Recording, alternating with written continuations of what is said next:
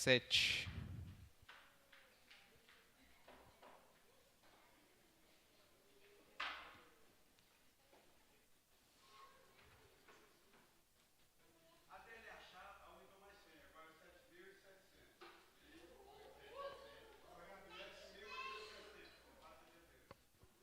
Amém.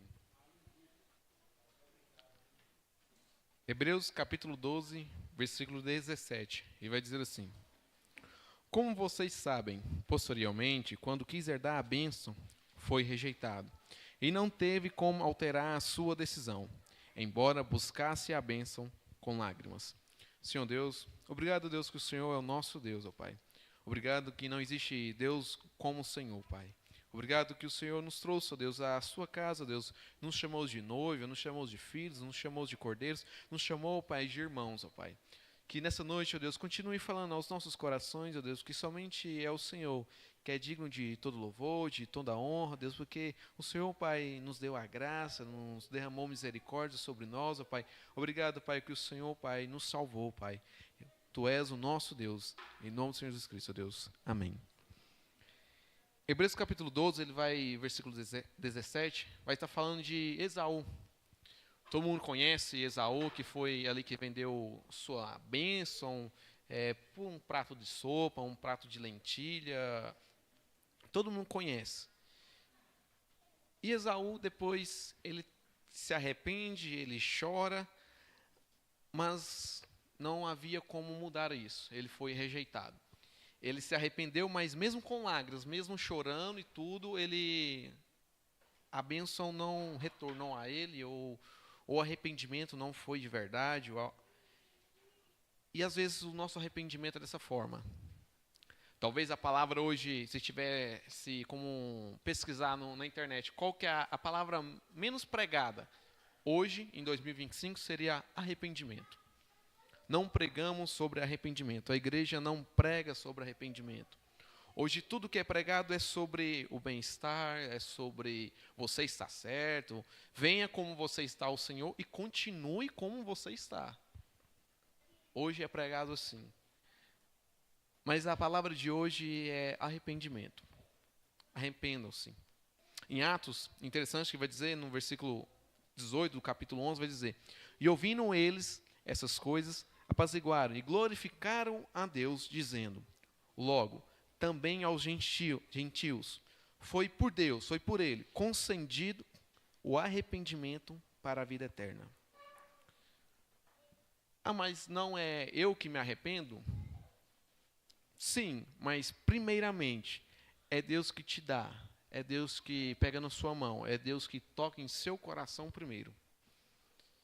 Não é você por si próprio que vai se arrepender, mas é quando Deus toca em seu coração. Às vezes dizemos, eu aceitei Jesus, mas o certo seria dizer que é o Senhor Jesus que te aceitou, é o Senhor Jesus que te salvou, não foi você. Mas a palavra arrependimento nos traz remorso, porque dizer que eu estou errado, dizer que eu errei, dizer que eu pequei, dizer que eu sou falho, isso é muito doloroso em nossas vidas. Às vezes em uma briga, você sempre quer ter a razão, sempre quero ter a razão. Mas é difícil olhar e dizer, eu estava errado, me arrependo. E às vezes o arrependimento é confundido com remorso. Imagina se conta uma história que o homem estava traindo sua esposa e tudo, e a esposa chegou até o pastor e falou: olha, ele está me traindo, e o pastor pergunta: mas cadê a prova? Eu preciso de algo. E a esposa: não, eu não tenho nada, mas eu vou conversar com seu marido. Ele conversa com o marido, e o marido: não, ela é muito ciumenta, ela não faz coisa da cabeça dela. E o pastor termina a conversa e vai dizer àquela esposa: olha, ele que falou que não está te traindo nem nada. Passa um tempo, aquela mulher consegue provas, consegue conversas, mostra para o pastor, e o pastor então resolve conversar com aquele homem. E novamente o homem: não, eu não traio minha mulher, eu nunca fiz isso, eu não converso com outra, nada. E o pastor então mostra o print, as conversas a ele. Naquele momento ele diz, me arrependo, começa a chorar, nunca mais vou fazer aquilo. Mas isso não é arrependimento, isso é apenas o remorso. Talvez ali não conseguimos discernir a intenção do coração, não podemos ali julgar necessariamente se houve um arrependimento de verdade, mas é muito difícil quando você é pego no crime, quando é exposto o seu pecado, quando é exposto o seu erro e você se arrepender. Porque é normal você dizer, não, agora eu me arrependo, porque todo mundo já sabe. Então o arrependimento, primeiramente, ele parte do íntimo. O arrependimento genuíno é quando ninguém sabe dos seus erros, ninguém sabe do seu erro, do seu pecado, e você analisa você mesmo e diz, Senhor, eu pequei. Senhor, me arrependo. Senhor, não vou fazer mais isso. E aí sim, talvez seja gerado um arrependimento genuíno. A Bíblia toda vai pregar arrependimento. Noé, na arca, prega arrependimento, arrependa dos seus pecados e ninguém dá moral. Jesus Cristo vai pregar arrependimento também. Só que as pessoas não dão moral para isso, porque elas são boas demais. Mas um grande homem também vai dizer arrependam-se, que é João Batista. João Batista, 400 anos da história, Deus não falava, Deus não estava ali mais falando com o povo, Deus se calou ao povo de Israel, se calou a toda a humanidade, mas levanta um homem, Deus levanta um homem chamado João Batista. João Batista é interessante porque ele termina o Velho Testamento e ele inicia o Novo Testamento. Ele é o último profeta. E é interessante que Jesus vai dizer, não existe nenhum maior que João Batista. Como é glorioso, pequenas partes da Bíblia, pequenos textos, Jesus elogia um homem dessa forma. Talvez você ache que sua vida é muito melhor, mas a vida de João Batista era no meio do deserto, as roupas não eram as melhores, a alimentação muito estranha. Mas o Senhor Jesus veio, chama João Batista para levar seu evangelho. Ele escolhe João Batista, aquele homem, para ser cheio do Espírito Santo de Deus, escolhe aquele homem que tanto tempo estava calado, a voz de Deus, para que ele começasse a falar. Em Lucas 3 vai dizer, no 15º ano do reinado de Tibério César, sendo Pôncio Pilatos governador da Judéia, Herodes, tetrarca da Galiléia, o seu irmão Filipe, tetrarca também das outras regiões, Lissânias, e o versículo 1 do Lucas 3 vai mostrar as autoridades. Ele está mostrando ali autoridades. Para quem gosta de ler, gosta de ver aos miúdos, é estranho que Pôncio Pilatos está aqui sendo citado por Lucas. Faltava um tetrarca para ser escrito aqui, mas Lucas não coloca. E alguns vão perguntar, por que Lucas não colocou? Está faltando Arquelaus e Lucas não coloca. Porque esses homens, eles eram terríveis. Todos esses homens da família de Herodes, os filhos, os primos, os netos, todos eles eram terríveis. Eram homens de sangue, eram homens que traziam a morte, eram homens contra o Senhor Jesus, eram homens que estavam contra o reino de Deus. E Lucas traz, no primeiro versículo, traz esses homens terríveis. Ele apresenta homens terríveis a nós. E não é diferente de hoje. Hoje, tantos líderes do nosso mundo, presidentes, reis, governadores que são terríveis. Como a sociedade de hoje, como a cultura hoje ocidental, ela é ensinada a não respeitar Jesus Cristo. Como a cultura oriental é ensinada a destruir nossos irmãos que estão ali na África, nossos irmãos que são ali missionários. Vivemos numa cultura desse jeito, como aqueles homens terríveis foram levantados e estão contra a igreja. E o versículo 2, sendo os sumos sacerdotes, Anás e Caifás. Se você notar bem, existe ali dois sacerdotes, dois sumos sacerdotes, e não poderia haver dois, mas somente um. Não era correto ter dois sumos sacerdotes. Mas a religião, mas a igreja, ela estava corrompida também. A igreja, ela possuía 2 sumos sacerdotes, porque Anás ali, sogro de Caifás, ele exigia muita política, ele tinha muita influência, ele estava ali nos bastidores dos fariseus, arquitetando planos malignos junto com Caifás. Como a religião estava distorcida, como o evangelho estava distorcido, como a palavra de Deus estava distorcida. E às vezes caímos na internet e vemos pastores e igrejas pregando e se você analisar bem, vemos como a religião, como a igreja do Senhor Jesus, infelizmente tem se contaminado. Infelizmente, lobos têm entrado dentro das nossas igrejas e contaminando todo o rebanho. E às vezes aquele lobo que diz, você terá bênção, você terá uma vida muito boa, você será rico. Às vezes é esses lobos que damos ouvidos. Damos ouvido a Caifás e a Anás. Damos ouvido àqueles homens que pregam coisas boas ao seu coração, que não pregam arrependimento. As pessoas que pregam arrependimento, nós não damos moral para aquilo, porque você nunca está errado. Você sempre está bem, você sempre está perfeito, você nunca erra. Mas em meio a uma política instável, monstruosa, em meio a tantos falsos profetas, veio a palavra de Deus, a filha de Zacarias no deserto. Veio a palavra de Deus a João. E João estava no deserto. E nós também estamos no deserto. Nós estamos rodeados de líderes maus, destruidores do evangelho, estamos rodeados de falsos profetas, estamos caminhando no deserto, estamos pisando em espinhos, mas a palavra do Senhor ainda continua viva. Ainda a palavra do Senhor continua vindo a pequenos homens como Davi a levá-la, a ensinar sobre arrependimento, a ensinar sobre perdão, a ensinar sobre o verdadeiro amor de Cristo, a ensinar sobre a justiça de Deus, a ensinar sobre o inferno que virá. E João Batista, ele percorria toda a circunvizinhança do Jordão, pregando o batismo de arrependimento para a remissão de pecados. Ele não pregava coisas boas aos ouvidos das pessoas, ele pregava arrependimento. Deus estava calado por 400 anos, 400 anos Deus não falava com o povo, e o primeiro sermão que vai haver depois de 400 anos é um homem dizendo, arrependam dos seus pecados. Às vezes a sua vida está como esses 400 anos.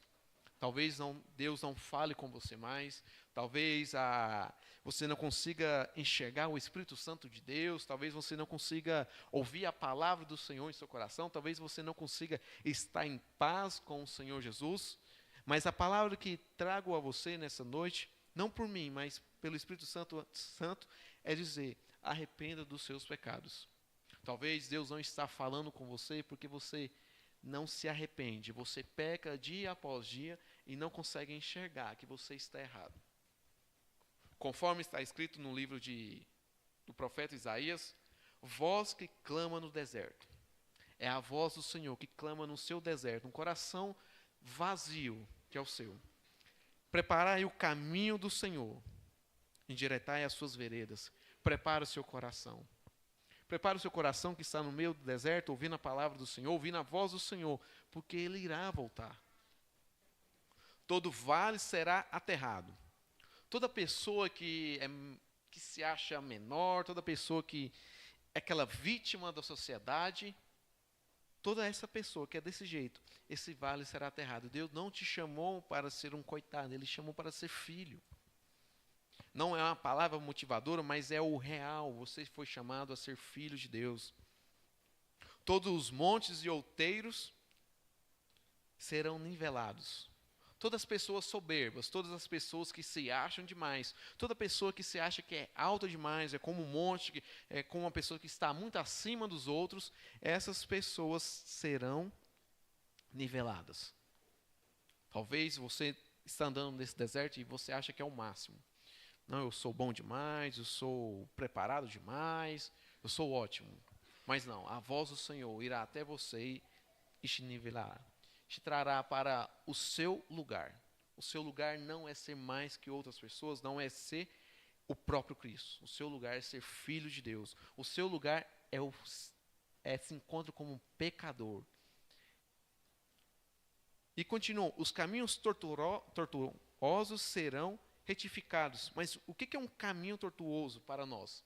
É aquela pessoa que ela tem dupla personalidade, sem lembrar por conta da medicina. Aquela pessoa que tem um coração dobre, aquela pessoa que na igreja é um e lá fora é outro. Aquela Cristo voltando e, infelizmente, irá dizer que Cristo é o rei, mas não haverá mais tempo. E continua, dizia ele, pois, as multidões que saíam para serem batizadas. Não era apenas a multidão que estava ali com João Batista. Eram multidões e multidões ali no deserto. Eram várias pessoas. A igreja é desse jeito. Quantas pessoas diferentes estão aqui, mas a palavra de Deus está alcance. Ele vai dizer, olha, se você tem um veículo, e a cada 5 quilômetros, a cada 1 quilômetro, esse pneu fura, alguma coisa está errada. Mas se a cada 1.000 quilômetros, a cada 2.000 quilômetros, esse pneu venha furar, olha, se arrependa, Jesus perdoa. Mas se a cada momento esse pneu da sua vida está furando, se a cada momento você tem caído no mesmo pecado, quer dizer que você não se arrependeu. Você não se arrependeu do seu pecado. E às vezes olhamos para o nosso pecado e, olha, eu pequei, Senhor, peço perdão, e no outro dia cometemos o mesmo erro. Isso não é arrependimento. Isso é apenas um remorso, apenas uma desculpa. A Bíblia vai falar para analisar o nosso coração. E se você analisar o seu coração hoje, se você olhar para dentro do seu coração, os pecados que você tem cometido, os erros que você tem cometido, os arrependimentos genuínos que não têm sido realizados, será que a ira vindoura, o inferno, chegando hoje, Jesus Cristo voltando hoje, será que você entraria no reino?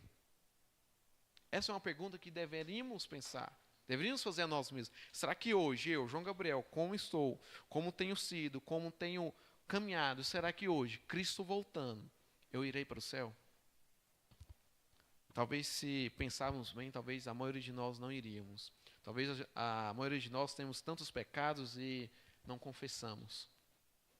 Mas, João, eu pequei e o tempo vai curar, o tempo vai passar. Talvez humanamente aqui nessa terra é o que a maioria tem pregado. Os coaches têm pregado nos púlpitos da igreja, olha, deixa o tempo passar, aquilo vai acabar e tudo, mas a Bíblia não ensina que o pecado, o erro, o perdão deve vir com o tempo. Não, o perdão ele vai vir com o arrependimento. Talvez aquele pecado monstruoso que você cometeu 5 anos atrás, talvez seja ele que está trazendo toda a ruindade, todo o problema para a sua vida hoje. Ah, quer dizer que se estou com uma vida ruim, quer dizer que estou em pecado? Não, não é isso. Mas você poderia analisar seu coração, talvez aquele pecado que você cometeu 3 anos atrás, 1 ano atrás, talvez aquele pecado tenha te destruído até hoje. E não é o tempo que irá curar. Quem irá curar é Jesus Cristo. Quem irá curar é quando você se arrepende e Deus derrama perdão sobre você. É ali que irá se curar, e não o tempo. O tempo não cura pecado. É Cristo na cruz do Calvário, arrependa dos seus pecados. É isso que vai curar o seu pecado. É isso que trará o perdão, a paz para você. Mas quais são os frutos dignos de arrependimento? Mas eu poderia dizer, como os fariseus, temos por pai Abraão, porque eu vos afirmo que dessas pedras Deus pode suscitar filhos a Abraão. Os judeus, eles achavam porque se eram filhos de Abraão, descendentes de Abraão, Deus os perdoaria. Talvez você, traduzindo para a igreja hoje, vamos usar o Onan. Talvez o Onan pega assim, olha, eu pequei, mas eu estou vindo à igreja, eu converso com o pastor, eu leio a Bíblia, eu canto os louvores, eu sei 39 versículos de cor. Não, não é isso que traz perdão. Não é isso que irá fazer o perdão, não é isso que o Senhor Jesus quer. O Senhor Jesus quer que você se arrependa. Não importa se você está vindo à igreja, não importa se você está tentando caminhar, mas se você não se arrepende.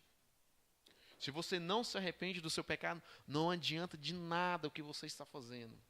Não adianta vir à igreja, cantar 2, 3 canções e achar que o perdão está vindo. Os católicos, eles não gostam que falam isso, mas é a verdade. Quando eles queriam construir igrejas ricas, cheias de ouro, o que eles começaram a fazer? Começaram a vender perdão. O Papa escrevia uma cartinha e deixava sem nome. Era a carta do perdão. Se a irmã Jaciara comprasse aquela carta e escrevesse o nome dela, ela estaria perdoada. E agimos dessa forma. Se estamos dentro da igreja, então eu assinei a minha carta de perdão, estou perdoado. Mas não, a Bíblia não ensina isso. Talvez esse costume católico em nossa sociedade traz essa ideia de, se eu estou fazendo algo, irei ser perdoado. Mas não é isso. O perdão de Cristo vem com arrependimento. Não é porque você é filho de crente que você será salvo. Não é porque o Iago é filho do pastor, filho da primeira-ministra do louvor, que será salvo. Ele tem que encontrar, Deus tem que conceder arrependimento a ele. Isso é uma bênção e talvez uma maldição ao mesmo tempo. É bênção ter pais que ensinam o evangelho a seus filhos. Isso é maravilhoso, isso é honrar o evangelho, isso é honrar Cristo. Mas talvez os filhos podem olhar para os seus pais e olha, eles nunca me ensinaram nada, podem dar desculpas, mas é sua responsabilidade se arrepender. Não é responsabilidade do seu pai ou da sua mãe se arrepender e prostrar diante da cruz. É sua responsabilidade entender que Cristo é quem salva.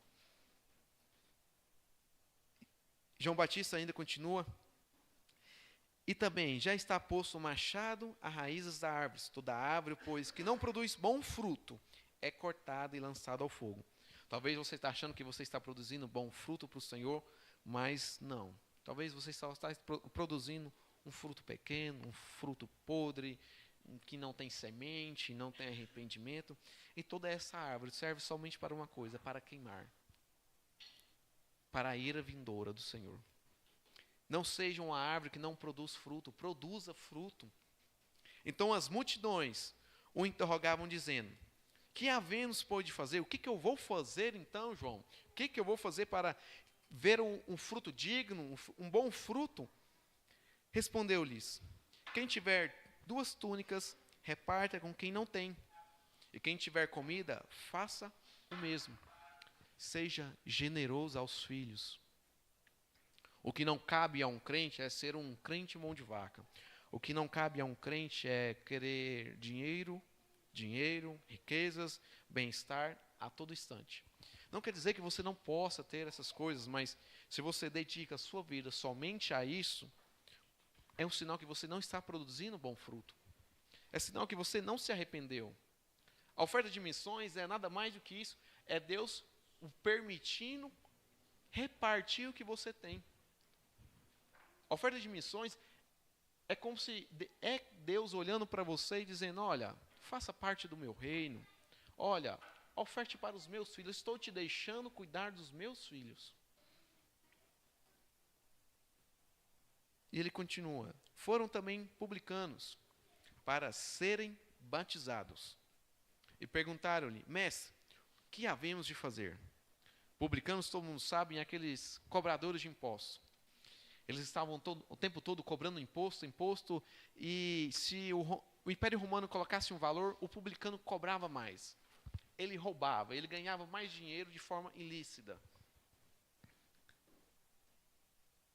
E os publicanos eram os mais odiados, porque às vezes pessoas, famílias que estavam passando fome, necessidade, o publicano ainda chegava e cobrava mais. As pessoas podiam dizer, olha, minha família vai passar fome, estou passando necessidade, o publicano só olhava porque, olha, eu quero mais, esse é o valor. João Batista responde, não cobreis mais do que o estipulado. Se você é aquele tipo de pessoa no seu serviço que o tempo todo está lubridiando alguém, se você é aquela pessoa que quando vai fazer um negócio, quer sempre o lado positivo, quer sempre sobressair sobre determinada venda, negócio. Se você é esse tipo de pessoa, cuidado. Você é um publicano, você não se arrependeu. Então, quando você conhece aquele homem que não se arrepende, continua cobrando coisas excessivas, mais do que o estipulado, ele não ama a Cristo. Isso não é um exemplo de cristão. Mas continua João Batista, também soldados me perguntaram, e nós, o que faremos? O que faremos nós? Eu sou um soldado romano, o que eu irei fazer? E disse, a ninguém maltrateis, não deis denúncia falsa e contentai-vos com o vosso soldo. Isso cabe aos líderes. Olha, não abuse do que você tem, não abuse do seu poder. Não abuse no seu serviço da autoridade que você tem. Não abuse da sua autoridade que você tem em sua casa. Não abuse da autoridade que foi concedida a você. Use somente o que foi concedido a você. Você não é maior que Cristo. Deus te deu uma autoridade, talvez na escola, faculdade, no seu serviço, ou até na igreja. Não abuse do que você tem. Se Deus te deu essa autoridade, foi para que você cuidasse daqueles que estão ali. Se Deus te deu uma oportunidade de algo melhor, que carrega ali uma autoridade, uma liderança, dê exemplo. Não maltrate o seu próximo, não faça denúncia falsa ao outro, mas seja honesto. Pais, ensina aos seus filhos o caminho que devem andar, mas não ultrapasse a autoridade que vocês têm sobre eles. No serviço, quando existe ali um funcionário, não ultrapasse a autoridade que foi concedida a você, ou até mesmo na igreja, não ultrapasse o que Deus te deu. Porque assim como Esaú foi rejeitado, você também pode ser rejeitado. Não faça denúncia falsa a ninguém, mesmo que você não goste daquela pessoa, não faça calúnia sobre ela. O arrependimento, ele não pode ser no vazio. Ainda temos tempo quanto nos arrepender. Ainda a bandeira de Jesus, a bandeira branca, cheia de sangue do Cordeiro, ainda ela está levantada. Arrependem-se enquanto ela está de pé. Porque assim quando Cristo voltar, assim quando Cristo abaixar essa bandeira, não terá mais como se arrepender. Às vezes confundimos em nossa cabeça, é sobre dois termos que eu queria trazer à igreja. Um chama-se fusão cognitiva. São palavras difíceis, mas é mais ou menos assim, ó. Eu me acho muito bonito, mas na realidade não sou. Mas na minha cabeça eu acho muito bonito, mas na realidade você não é. Outro exemplo, é como você gosta daquele político, ele nunca rouba, ele é o exemplo de tudo, mas toda hora sai uma notícia que ele está roubando. Mas os seus pensamentos não deixam você ver a verdade. Às vezes o seu pecado está desse jeito. Você pecou, você não se arrepende, porque você acha que está certo. Mas na realidade em que vivemos, você não está. E quando entendemos que o meu pensamento, aquilo que eu fiz, era um pecado, eu pequei, eu errei, e quando eu vejo para a realidade, que eu estava errado. Você começa a sofrer uma difusão cognitiva. O que é isso? É quando os seus pensamentos eles não se adequam à realidade. É quando aquilo que você pensa, olha, eu pequei, mas não estou nem aí, Deus vai voltar e eu vou para o céu mesmo, e dane-se a igreja, lasque tudo para lá, eu sou salvo e pronto. Você às vezes pensa assim, mas quando você olha para a realidade, quando você olha para a Bíblia, quando você olha para Jesus Cristo e vê, não, se Cristo voltar hoje, se Cristo chegar na minha frente, se o meu coração hoje parar de bater e eu encontrar com Cristo, eu estarei no inferno. Porque essa é a realidade do nosso coração tentar nos enganar. Não se engane com o seu coração. Não deixe que aquele pensamento que você está certo, que você está o tempo todo correto, não deixe que esse pensamento se torne a realidade. A realidade é que você é um pecador, você precisa de arrependimento, Porque o Senhor Jesus irá voltar um dia. E você deve estar preparado, você deve estar guardando. Você deve estar como um sentinela, de pé, pronto. Porque quando Cristo voltar, não importa o que você está pensando, não importa o que você pense,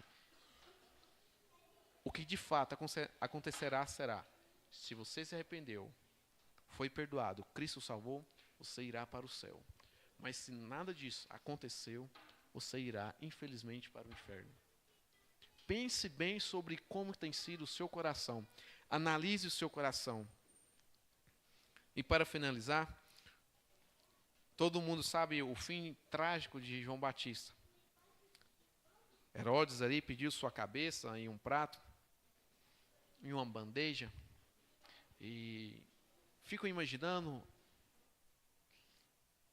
a cena de João Batista sendo degolado, sendo decapitado, aquela cabeça sendo exposta, mostrada às pessoas que estavam ali na festa, sendo expostas às pessoas e as pessoas festejando com a morte de João Batista. Às vezes somos como aquelas pessoas que estão na festa. Quando olhamos para aquela pessoa que é crente ali fora e ela morre para o mundo, começamos a rir. Às vezes não queremos ser degolados como João Batista. Olhamos somente para o que aconteceu fisicamente. Mas imagino, não o que Herodes viu, não o que a pessoa que degolou o João Batista viu. Mas gostaria que você pensasse o que João Batista viu. João Batista viu sendo morto, sabia que iria ser morto, mas imagino que quando João Batista morre, ele abre os seus olhos, ele vê Cristo.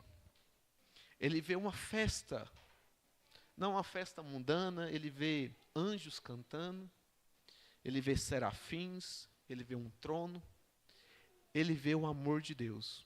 Imagino que João Batista, quando abriu seus olhos, morto, olhou para si próprio e olhou, eu estou no céu, eu estou no reino. Que você nessa noite possa ter a visão de João Batista. Que nessa noite você possa morrer para o mundo. Que você possa ser degolado para o mundo. As pessoas vão rir de você. As pessoas vão festejar sobre a sua morte. Mas quando você abrir os seus olhos, você verá Cristo na cruz. Você verá um cordeiro, você verá um leão. Você verá o reino de Deus. E entenderá que você está no céu. Analise o seu coração. Arrependa dos seus pecados. E não olhe mais para o mundo, mas que você possa abrir os seus olhos e ver Cristo na cruz. Cristo sentado em um trono branco. Amém? Senhor Deus, ó Pai, obrigado, Pai, que o Senhor é maravilhoso em nossas vidas, ó Pai. Senhor, estamos aqui, ó Pai, nesse mundo, ó Deus, não para querer, Pai, as coisas desse mundo para nós, ó Pai. Queremos, ó Deus, ser mortos, ó Pai. Queremos, ó Pai, ser degolados, Senhor. Queremos, ó Pai, que o Senhor venha, Senhor. Porque sabemos que um dia o Senhor virá, Pai. A nossa alma clama por isso, Deus.